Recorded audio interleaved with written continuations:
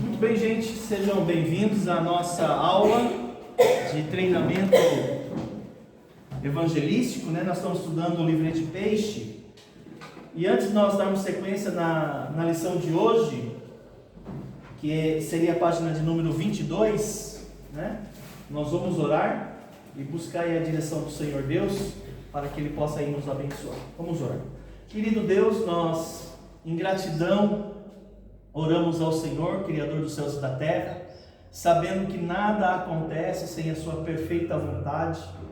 Sabemos que a própria linha da história, ela não acontece à mercê do seu conhecimento. A linha da história sequer pode desenrolar sem que o Senhor tenha decidido isso de antemão. Nós somos gratos ao Senhor porque todas as coisas que nos sobrevêm é para o nosso bem. Obrigado, Deus, pela tua fidelidade que tem sido demonstrada em diversos aspectos da nossa vida. Jesus mesmo falou que o Senhor cuida das aves dos céus. Não haveríamos também de ter o maior cuidado? Certamente. Então nós somos gratos a Deus pela sua bondade. Eu peço ao Senhor que nos dê sabedoria para podermos discernir as coisas que nos sobrevêm e principalmente ter a palavra do Senhor como um escudo, como um baluarte, que possamos recorrer a ela no dia do vendaval, no dia da tempestade, para que saibamos que estamos seguros. Senhor Deus, obrigado pelos irmãos que aqui estão, ávidos para poder aprender, que o Senhor abra-lhes o entendimento, para que eles compreendam a sua palavra. Pedimos isso em nome de Jesus. Amém. Amém. Muito bem, nós estamos na lição número 2, depois de um bom tempo trabalhando com a lição número 1, acho que durou 2 meses a lição número 1, nós enfim entramos na lição número 2 e talvez a gente avance com mais velocidade, tá bom? A lição 2, ela vai tratar sobre o contato inicial que nós vamos ter com as pessoas que nós pretendemos evangelizar. E nós aprendemos que o contato que você deve ter, o contato inicial, não é uma amizade íntima. Ok? Agora, não é para você ser grosso, mal educado. Isso não dá a você o direito de tripudiar em cima das respostas que as pessoas vão dar às suas perguntas, né? Porque às vezes você tem parentes que não têm a mesma fé que você tem, não acredita nas mesmas verdades que você acredita. E aí talvez num jantar, numa reunião familiar, está lá vocês à mesa conversando sobre alguns assuntos e cai, né, em algum assunto que vai mexer com suas convicções. Ele vai falar, sei lá, alguma coisa a respeito da vida, do pós-vida, ou daquilo que deve reger a vida dele, e você vai com os 2 pés no peito dele. Não é necessário, né? Você precisa ainda manter, né, aquela compostura. Jesus, ele nunca desrespeitou alguém. Ele foi firme muitas vezes. Isso é verdade. Ele teve que às vezes usar com muita energia, né? Principalmente os falsos mestres, né? Mas às vezes a pessoa que você quer ter contato e evangelizar, ele sequer é um falso mestre. Ele talvez sequer de fato crê mesmo naquilo que ele mesmo tem asseverado, né? Talvez ele foi ensinado, talvez ele está encantado com aquilo, e talvez ele apenas é uma vítima na mão de lobos, né? Então às vezes nós precisamos ter essa habilidade de discernir isso, né? Mas o nosso contato inicial, ele precisa ser planejado, ele precisa ser proposital. Inclusive os seus jantares, né? Naquelas reuniões familiares, se você for, você precisa ir que você está indo como um agente, como um embaixador de Cristo. Eu vou representar Cristo. Então a sua fala, a sua postura deve ser como um embaixador, né? Qualquer coisa que você faça não recai sobre você, recai sobre aquele que você serve, né? E uma das coisas que nós descobrimos com a lição, que o ponto inicial não é a amizade. Não é a amizade. É a curiosidade. Curiosidade. Jesus, todas as vezes que ele entrou em contato inicial com uma pessoa, não foi para fazer amizade. Foi despertar aquela pessoa para alguma curiosidade a respeito da vida eterna. Todas as vezes. Você pode contar aí, quando Jesus se encontrou com a mulher samaritana, quando ele se encontrou com Zaqueu, quando ele se encontrou com um jovem rico, ele foi de propósito, já pensando o que é que eu vou falar para despertar nele uma curiosidade. E talvez você precise conhecer um pouquinho sobre a pessoa, né? Antes de você ir, né? E por isso que quando a gente vai fazer uma visita, a gente sente conversa um pouquinho, mas tem que ser uma coisa muito rápida, porque o objetivo não é você fazer uma entrevista da vida da pessoa, mas sim saber a fé dela, para que você saiba como entrar para chegar nesse ponto de curiosidade. A partir de que ponto você entra com o Evangelho, né? Jesus ele fazia isso muito bem, né? E a gente vai ler isso na lição. E a lição aborda ali no Evangelho de João capítulo 4, versículo 6, que Jesus teve um encontro lá com os samaritanos, né? E o texto fala que ele foi lá evangelizar a mulher samaritana. E a gente percebe que ele não foi para fazer amizade. E por que a gente está batendo muito nessa tecla? Porque muitas pessoas, infelizmente, estão substituindo a evangelização por ação social, né? Ou assistencialismo. Não é esse o objetivo. Não estou falando que a igreja não deve ter ações sociais, que a igreja não deva fazer assistência, mas fazer uma ação social não quer dizer que a igreja tem esse objetivo como missão. Jesus não falou isso em nenhum trecho das Escrituras. Ou assistência. Por exemplo, às vezes nós vamos ter contato com pessoas que elas são carecidas de muitas coisas.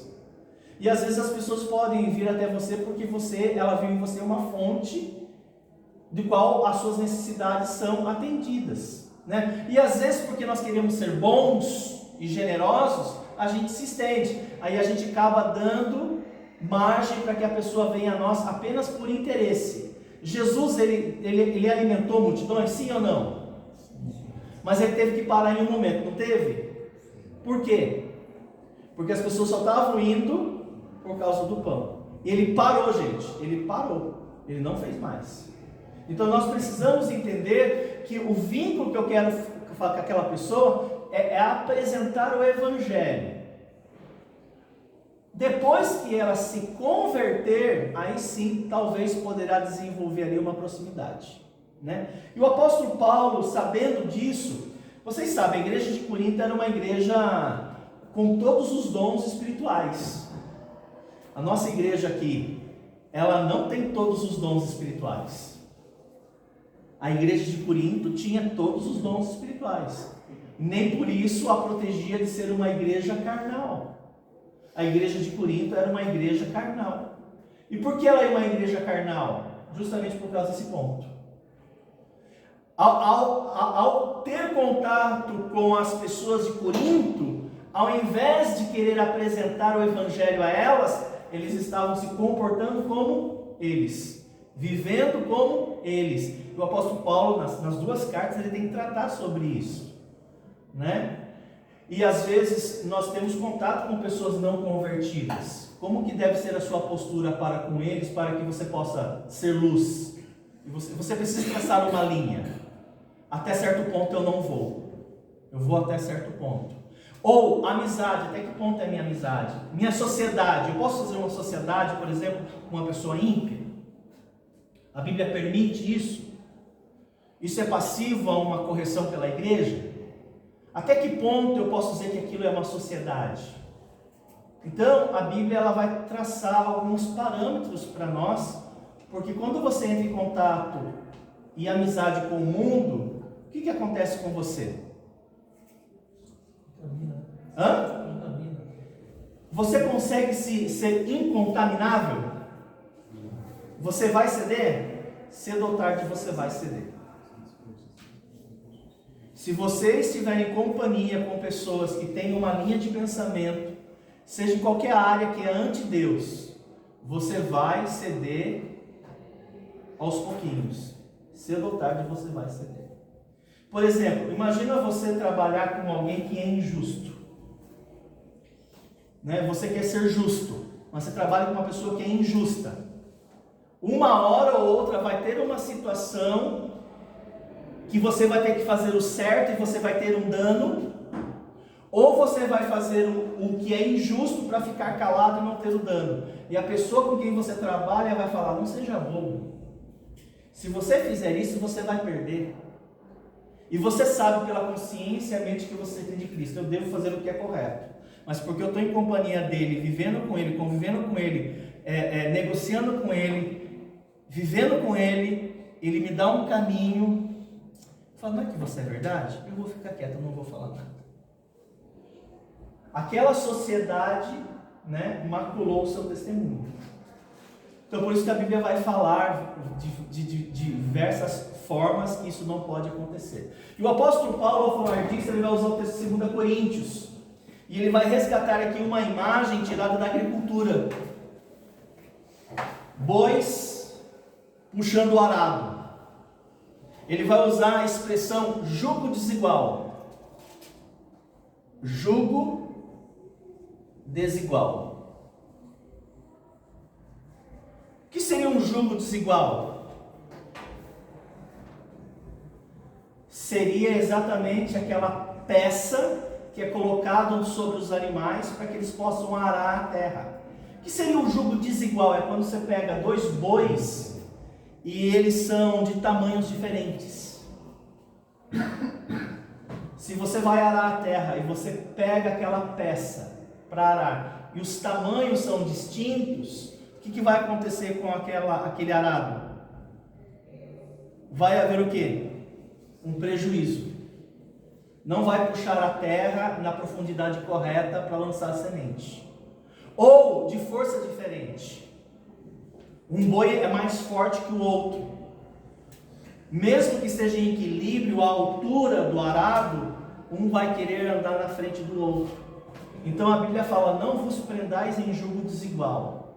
Não faça isso. Se você decidir fazer isso, vai acontecer duas coisas. Vai haver desequilíbrio e vai haver o que? Também prejuízo. Vai ter prejuízo. Isso em todas as esferas da vida. Quando a Bíblia fala, por exemplo, sobre namoro, coloca aqui namoro, ou casamento. Vocês sabem que a Igreja Batista, na sua maioria, ela não permite união,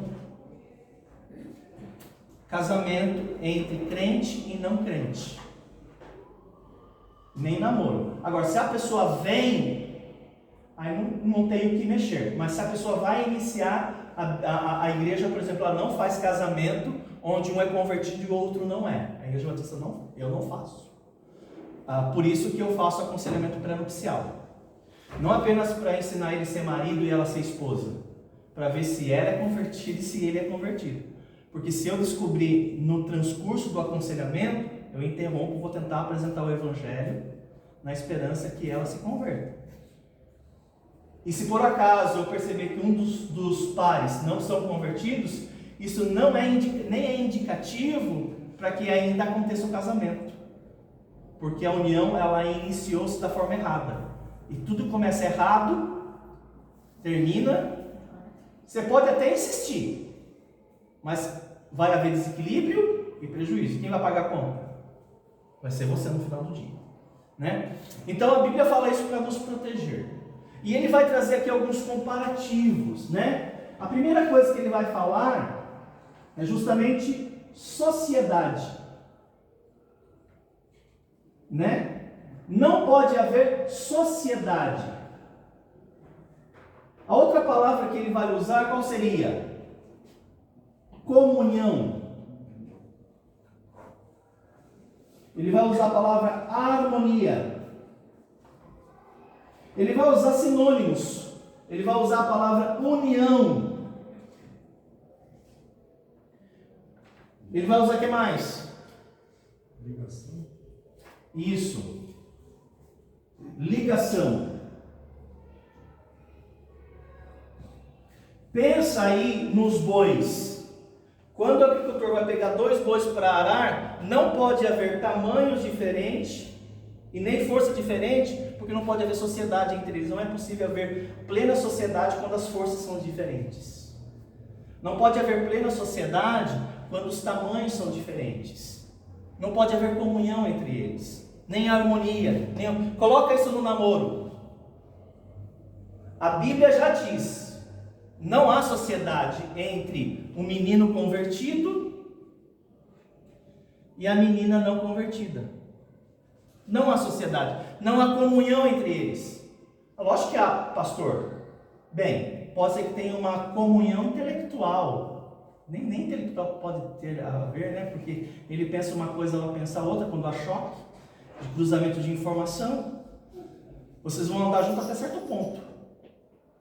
Emocionalmente, será que é possível haver comunhão emocionalmente? Ou seja, será que aquilo que me traz alegria é a mesma coisa que traz alegria? Pode ser que sim, mas pode ser que não. Espiritualmente, não tem comunhão. Imagina você, o namoro ainda pode ser rompido, mas ainda tem a questão do casamento. Os dois se tornarão uma só carne, e nem só a morte para separá-los. Tem essa questão ainda. O casamento é algo muito mais duradouro. Será que você vai querer passar o resto da sua vida com alguém que você não vai ter comunhão? Você vai andar com eles até certo ponto. Ah, não, mas eu amo de verdade, gente. Não há coisa que mais muda do que o amor humano. O amor humano muda. A aparência humana muda, né? Não pode haver harmonia. O que é harmonia? É quando você pega sons distintos e você faz um casamento entre eles, né? União, ligação. Então vamos ver na Bíblia o que ela fala aí. Vamos ler o texto. 2 aos Coríntios, capítulo de número 6, versículo 14. Não vos prendais em julgo desigual com quem? Incrédulos. Incrédulos. Em algumas traduções falam infiéis. Infiéis. Quando fala incrédulo e infiel, está falando que ele não é da sua mesma religião? Não está falando da sua religião. Você é batista e ela é presbiteriana. Não está falando isso. Está falando que ela crê em Deus e você crê, por exemplo, em Alá? Não também. Ele está falando, quando fala incrédulo e infiel, está falando se Jesus é o teu Salvador. Uma pessoa pode crer em Deus e não ser convertida. Porque o que converte alguém é ter o filho. Mas eu tenho pai. Você tem um pai, mas não tem um filho? Então você não tem um pai. Para você ter um pai, você tem que ter um filho. Porque é o filho que revela o pai. Não, mas eu só creio em Deus Pai. Então você não crê em Deus Pai. Porque somente o Filho revela o Deus Pai. Você crê em outro Deus que você chama Pai. E é muito parecido com os das Escrituras, mas não é o Pai de nosso Senhor Jesus Cristo. Não é Ele. É um outro Pai, que você chama aí Deus. Então, quando a Bíblia fala incrédulo e infiel, aquela pessoa ela não passou pelo novo nascimento, ela não é convertida.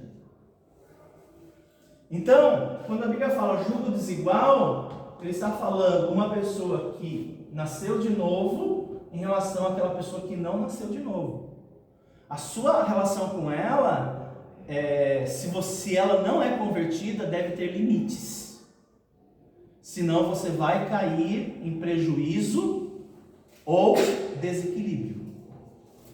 Então vamos lá. Não vos prendais em jugo desigual com os incrédulos, porque que sociedade pode haver entre a justiça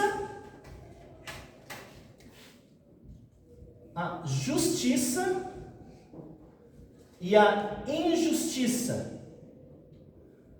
Que sociedade pode haver entre a justiça e a injustiça? É uma pergunta, só que é uma pergunta retórica. O que é uma pergunta retórica? Ela não exige resposta, porque a resposta é óbvia. Todo mundo sabe que não tem sociedade. Vou dar um exemplo para você. Vamos imaginar uma situação onde você constata que aquela pessoa foi injustiçada. Houve uma injustiça. E você sabe que é injustiça. O seu pai fala que aquilo é certo. E você olha para a pessoa e você fala: você está falando que aquilo que foi feito é correto? A pessoa vira para você e fala: sim, aquilo é correto. Mas de onde se tirou isso da cabeça que aquilo que foi feito é correto? Está na cara que é correto. Não vai haver sociedade, gente. Não pode haver, não tem como. Eles vão se separar. E às vezes, quando a gente pensa, por exemplo, em namoro e casamento, a pessoa até insiste, até começar a vir as divergências. Agora, obviamente, entre os casais que aqui na igreja, há divergência. Porém, eles têm algo em comum. Eles vão se submeter à vontade de Deus. Então, pode ser que um pense X e o outro pense Y. Mas naquilo que eles são diferentes, em Deus, eles vão ceder. Eles vão ceder. Vamos imaginar que ela tem uma percepção errada da justiça. Ela, não vou ser imparcial. Ele também tem uma percepção errada da justiça. Então vamos ver nas Escrituras. Você pensa X e eu penso Y. Vamos ver nas Escrituras e descobriu que a resposta é X. Quem pensa em Y? Me perdoa, é injusto. Eu cedo agora, porque agora eu compreendo a verdade. Mas a pessoa que é infiel, ela não vai ceder. Ela vai bater o pé até o fim. E às vezes pode ser o contrário, né? O texto continua aqui: comunhão pode haver entre o quê? Entre a luz e as trevas. Sabe o que eu acho interessante? Se eu desligar o interruptor agora, o que acontece com a luz? Ela dissipa. Não tem como coexistir luz e trevas. Quando a trevas avança, a luz dissipa. Quando a luz vem, a trevas vai embora. Não tem como elas coexistirem. Imagina você, filho da luz, tendo que conviver com um filho das trevas. Uma pessoa que tudo aquilo que ele afirma são afirmações e rebeliões contra Deus. E tudo que você afirma é aquilo que você quer a respeito da vontade de Deus. Quando entrar essa pessoa que quer fazer a vontade de Deus, todas aquelas demais, a gente vê às vezes, isso acontecendo de forma muito explícita, quando o governo quer decidir uma pauta que é plenamente bíblico, um assunto bíblico.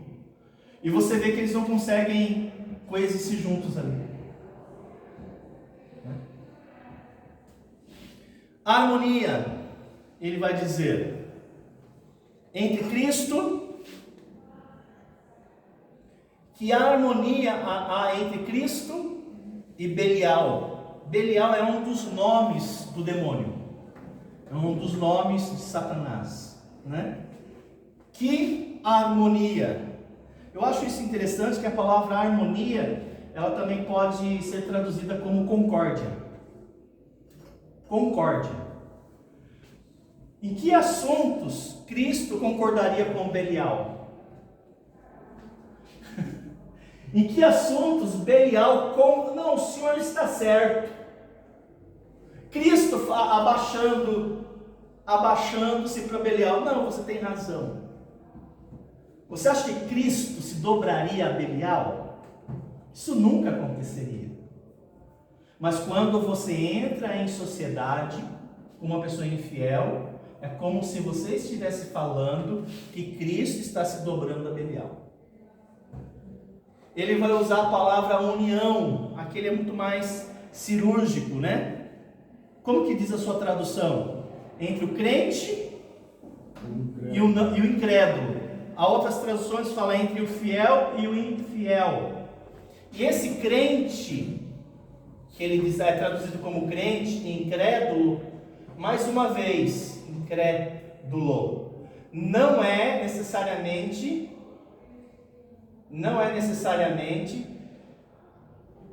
a pessoa que crê em Deus, é a pessoa que confessou Jesus Cristo Salvador, né? Que união pode haver? Né? Que ligação entre o santuário de Deus e o santuário dos ídolos. E por que ele enfatiza isso, gente? Porque hoje algumas igrejas, elas fizeram pacto com a injustiça. Há igrejas hoje que fizeram pactos com as trevas.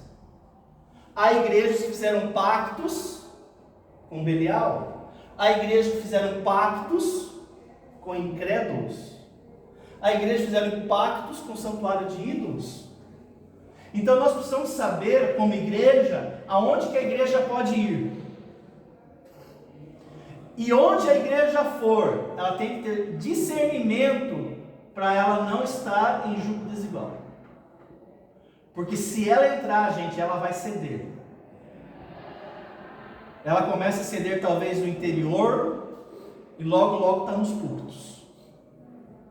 E logo está na prática da igreja. Isso pode acontecer na vida de vocês. E por que isso é perigoso? Porque isso já aconteceu. Isso aconteceu com a igreja de Corinto. Então ele está advertindo. Então, e por que ele está tomando esse cuidado? Porque nós somos aquela frente de batalha. Muitos crentes da igreja nunca vão ter contato desse perfil aqui, essa preocupação com os incrédulos, porque eles conseguem conviver muito bem com eles. Eu quero fazer a diferença no meio deles. Eu sou um evangelista. Eu estou com eles, mas não estou participando das coisas com ele. E tem pessoas que simplesmente vão lá e ficam lá e vivem lá e se sentem muito bem lá. Jesus falou em Tiago 4: aquele que quiser ser amigo do mundo é inimigo de Deus. Se você quiser ser amigo do mundo, o mundo tem que ser seu inimigo. Mas muitos de nós amamos o mundo e tudo que há no mundo. A concupiscência da carne, a concupiscência dos olhos e a soberba da vida. E nos sentimos muito bem lá. Muito bem lá. E nós vamos estar na frente da batalha, né? Os evangelistas vão estar à frente. Então eles vão precisar se posicionar. Quando Jesus foi até Samaria... Pergunta, pastor. Mundo aqui que o senhor está citando, significa sistema do mundo ou pessoas? Sistema governado pelos infiéis. Sistema administrado pelos incrédulos. É um sistema, lógico que nem tudo que os infiéis e os incrédulos fazem é profano. Eu sei. Deixa eu fazer aqui um gráfico para vocês, como eu entendo algumas relações com o mundo. Nós temos relações com o mundo.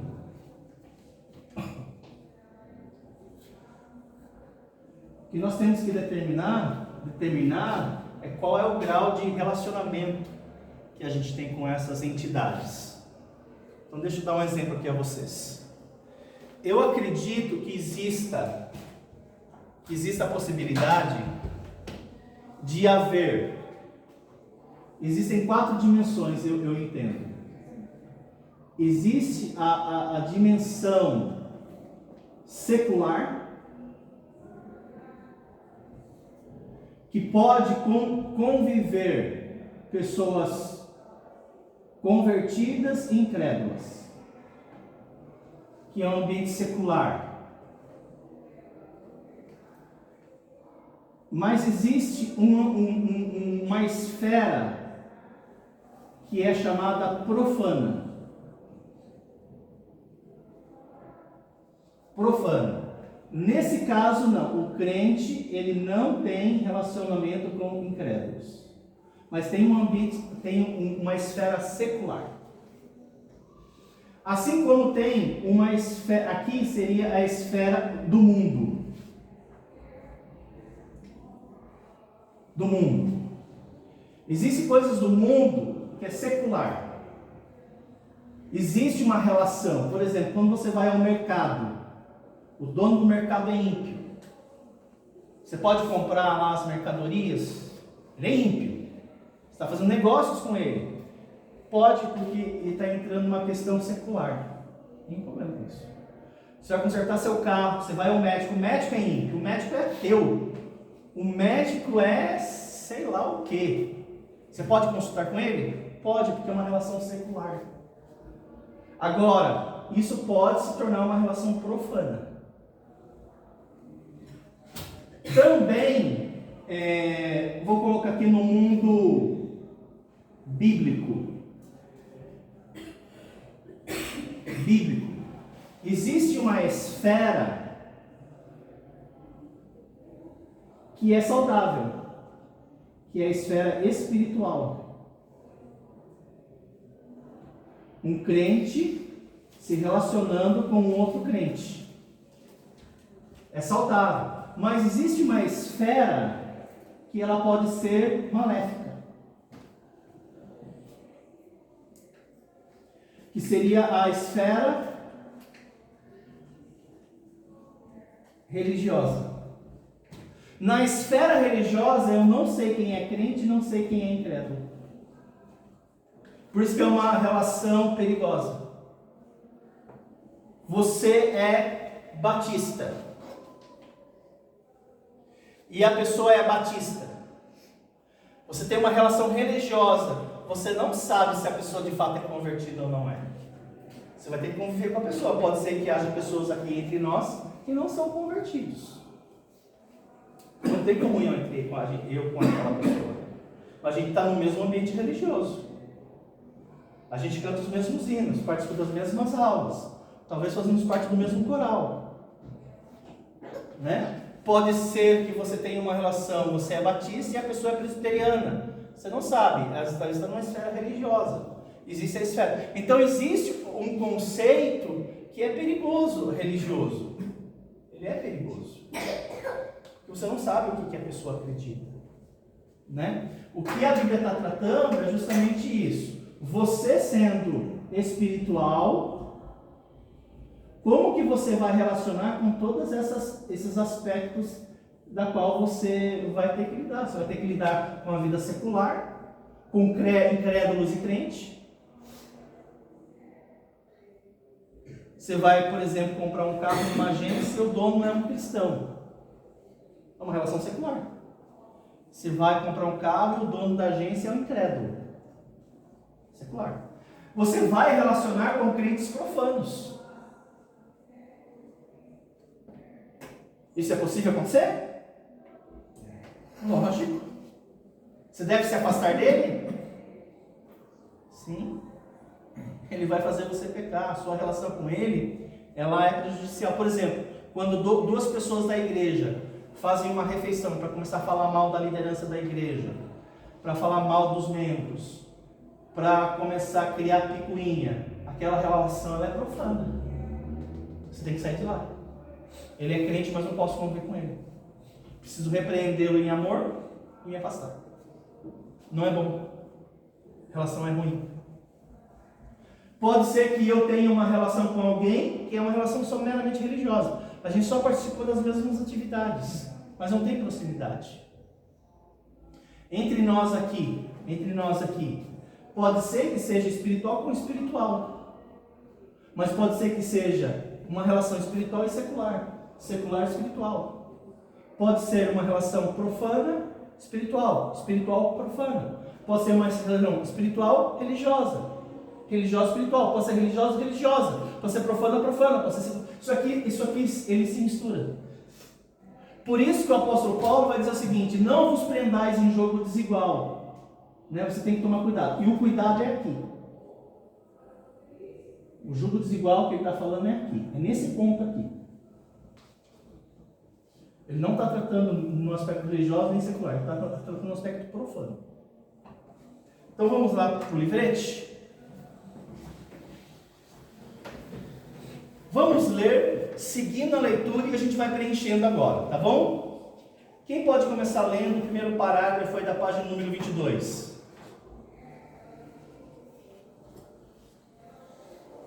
Há uma grande diferença entre ter comunhão com um perdido e tentar ganhá-lo para Cristo, mesmo tendo que ser amigáveis com eles e fazer contato com o intuito de ganhá-los. Não devemos nos tornar sócios, nem cúmplices deles. Ok, o que diz 1 Coríntios 5,9? Não vos associeis. Quem pode ler o próximo parágrafo? Mesmo assim, a afirmação de Paulo é mal entendida. Alguns pensam que não devem nem mesmo ser amigáveis para com um descrente. Ou o Senhor os castigará, ou então mancharão o testemunho. Para evitar mal-entendidos, Paulo esclarece a sua afirmação no versículo 10. O que ele diz? ele vai dizer que o relacionamento com incrédulos é inevitável. Mas nem por isso é uma amizade. Às vezes eu tenho que entrar em relacionamento, como eu falei. Às vezes a relação secular, ela é necessária. Mas ela não precisa ser profana. Eu vou ter que entrar em relação secular. E às vezes até numa relação religiosa.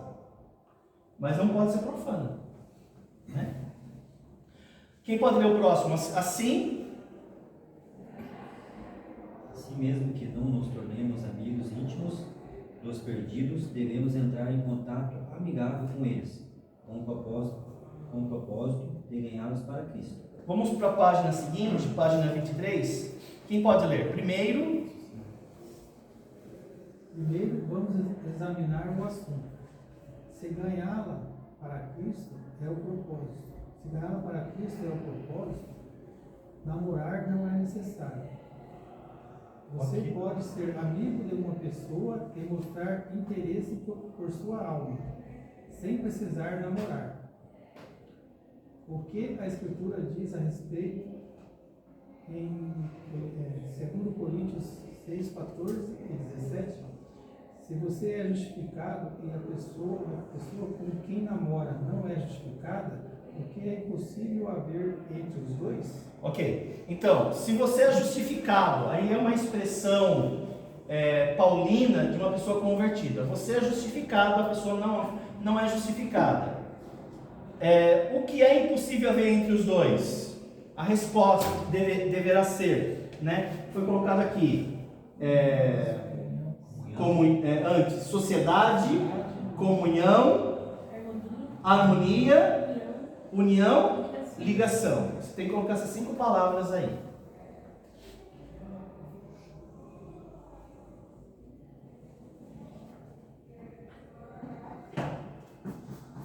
Ok, agora ele vai começar a dessecar, né? Se você é luz, na luz, e a pessoa com quem namorar é trevas, o que é possível haver entre os dois? Na luz. Que não é possível haver? Comunhão. Resposta é comunhão. Agora, a questão aí em pauta é Cristo e Belial, tá? O que não pode haver entre Cristo e Belial? Hã? União, não. Não. Harmonia. Harmonia ou concórdia. Procure a palavra maligno no dicionário. O que significa maligno? Alguém procurou? Mal em sua natureza, influência ou efeito. Mal interiormente. Ok? Você pode colocar isso, mas você pode colocar diabo mesmo. Intencionalmente. Diabo. Maligno quer dizer diabo. Mas a pessoa é diabo? Mentiroso. O que é diabo? Pai é mentira. Não. O que é diabo? Opositor. Opositor a quê? Né? Então, quando você fala que a pessoa é filho do diabo, eu estou falando que ela segue uma ideia, uma linha de pensamento, uma postura, um estilo de vida que é contrário à palavra de Deus. E a Bíblia chama, Jesus chamou os religiosos. Jesus chamou os religiosos de filhos do diabo. Ah, mas é religioso, e daí? Mas vai na igreja, e daí? Lê a Bíblia, e daí? Mas já decorou quase todo o Antigo Testamento, e daí? É filho do diabo, filho do diabo decora versículo também, e daí? O que é impossível haver entre crente e o incrédulo? União. Página 24. O que é impossível haver entre o santuário de Deus e os ídolos? Ligação.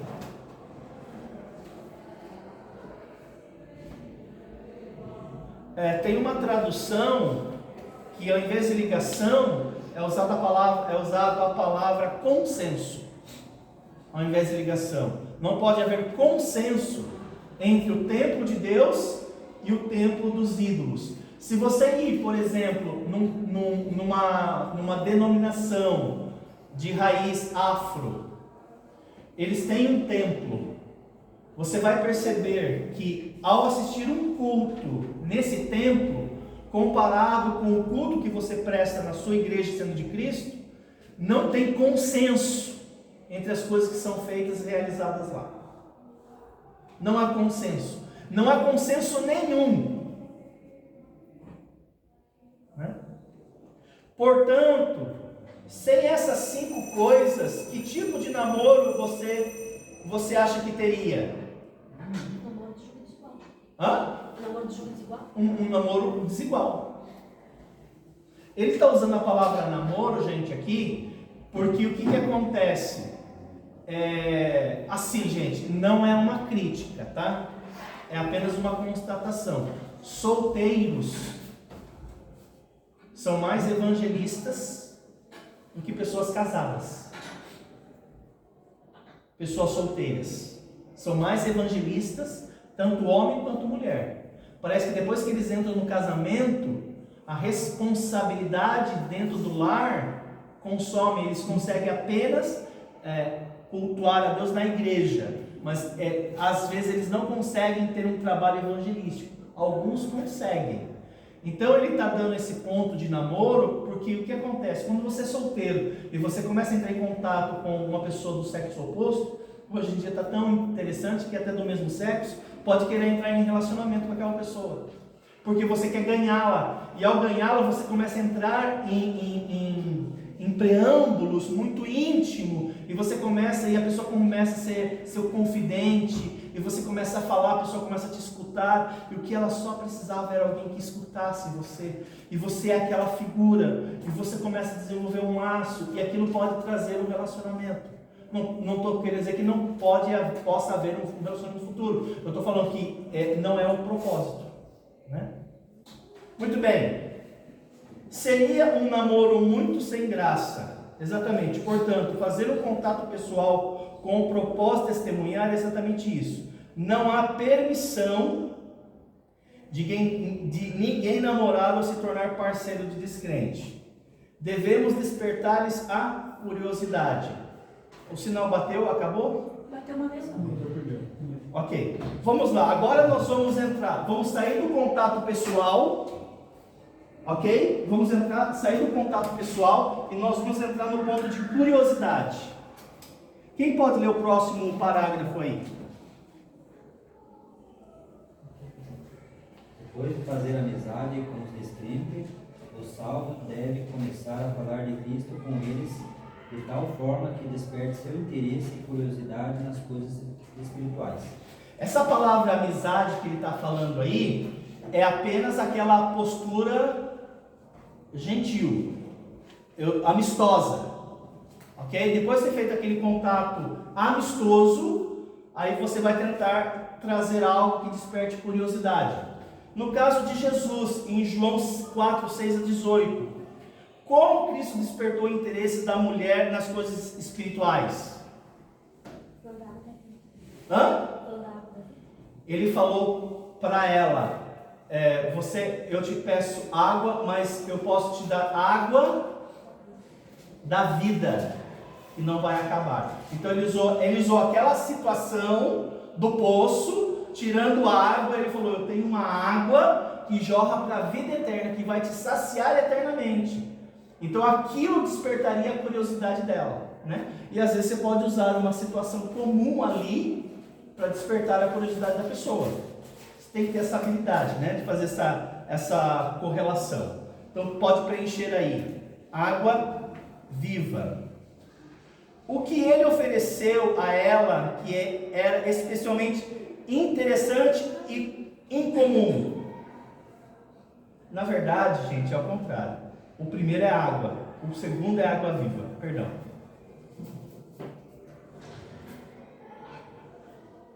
Ele pediu água e a coisa incomum é água viva. Cristo transformou a conversa sobre coisas comuns em debate sobre o que ele tinha para oferecer. Jesus fez uma oferta que a tornou ciente de sua própria necessidade. Como a mulher expressou sua necessidade? Vamos ler o texto, gente, para a gente poder se pontuar aí, porque senão fica difícil. Talvez você já leu o texto, não lembra muito bem da história, né? Aí eu fico fazendo as perguntas. Alguém pode ler João 4, 6 a 18? Leia em voz alta, porque a aula está sendo gravada, para aquele que for assistir possa captar também o que você está lendo. João 4, 6 a 18. Estava ali a fonte de Jacó.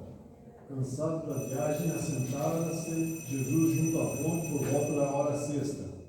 Nisto veio uma mulher samaritana tirar água e disse-lhe Jesus: dá-me de beber, pois seus discípulos tinham ido à cidade para comprar alimentos. Então lhe disse a mulher samaritana: como sendo tu judeu pedes de beber a mim, eu sou mulher samaritana? Porque os judeus não se dão com os samaritanos. Replicou-lhe Jesus: se conheceras o dom de Deus e quem o pede que te pede, dá-me de beber, tu lhe pedirias que ele te daria água viva. Respondeu-lhe ela: Senhor, tu não tens por que tirar a água, e o poço é fundo. Onde, pois, tem água viva? És tu, porventura, maior que Jacó, nosso pai, que nos deu o poço do qual ele mesmo bebeu, e bem assim seus filhos e seu gado? Afirmou-lhe Jesus: quem beber desta água tornará a ter sede. Aquele, porém, que beber da água que eu lhe der, nunca mais terá sede. Pelo contrário, a água que lhe der será nele uma fonte a jorrar para a vida eterna. Disse-lhe a mulher: Senhor, dá-me dessa água para que eu não mais tenha sede, nem preciso vir aqui buscá-la. Disse-lhe Jesus: vai, chama teu marido e vem cá. Ao que ele respondeu à mulher: não tenho marido. Replicou-lhe Jesus: bem disseste, não tenho marido, porque 5 maridos já tiveste, e esse que agora tens não é teu marido.